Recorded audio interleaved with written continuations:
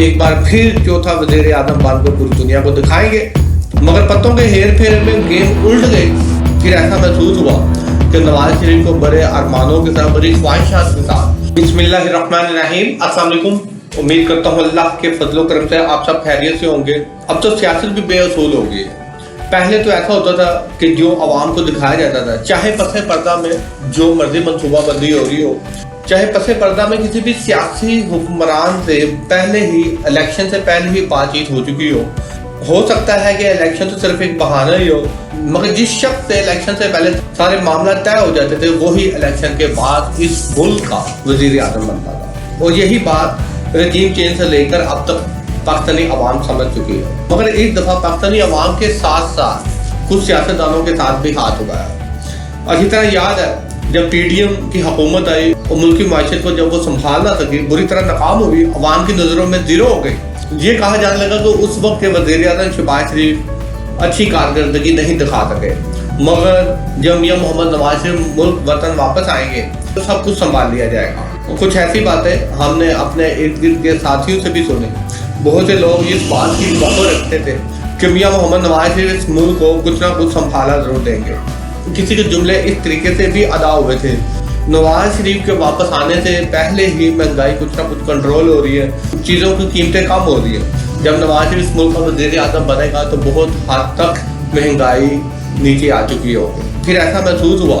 کہ نواز شریف کو بڑے ارمانوں کے ساتھ، بڑی خواہشات کے ساتھ، ان کے دل میں بہت سی امیدوں کو جگا کر، بہلا پھسلا کر، ان کو منا کر پاکستان واپس لانے کا ارادہ کیا گیا۔ جن کے پاکستان آنے سے پہلے ہی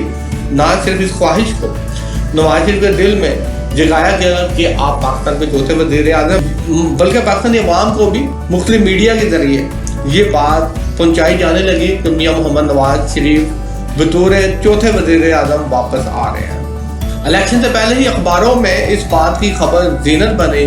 کہ ایک بار پھر میاں محمد نواز شریف ملک کے وزیر اعظم ہوں گے۔ اوپر سے سونگ بھی ایسا کہ لو سنبھالو ملک اپنا۔ ملک میں سیاسی انتشار جو کچھ مرضی ہو، P T I, Muslim league, نون کے درمیان جو کچھ بھی چل رہا تھا، ہم اس کو ایک طرف رکھتے ہیں، مگر یہ دکھائی دینے لگا کہ میاں محمد نواز شریف اس ملک کے وزیر اعظم ضرور بنیں گے، مگر ایسا کچھ نہ ہوا۔ جن وعدوں کو پورا کرنے کے لیے میاں محمد نواز شریف کے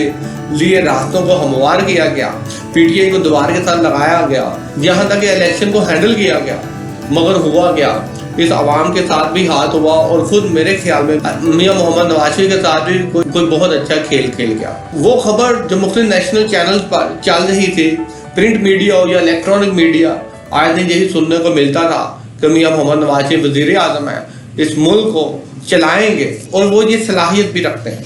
کیونکہ ایک بہت تجربہ کار وزیر اعظم ہے، تو لہٰذا ملک کی معیشت کو سنبھالا بھی دیں گے، مہنگائی بھی کم کریں گے، اور ایک بار پھر چوتھا وزیر اعظم بن کر پوری دنیا کو دکھائیں گے۔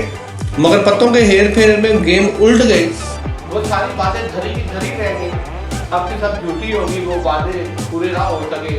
وہ سب ان سب باغ کے دروازوں کو تالے لگے جو عوام کے لیے کھلنے تھے، اور اس کو دیکھنے کے لیے عوام میں تجسس تھا۔ آج میاں محمد شہباز شریف ملک کے وزیر اعظم بننے جا رہے ہیں، تو دوسری طرف میاں محمد نواز شریف نے چپ کر روزہ رکھا ہوا ہے، کسی کی تو کوئی جملہ، کوئی لفظ اپنے وزیر اعظم نہ بننے پر ادا کرنے سے وہ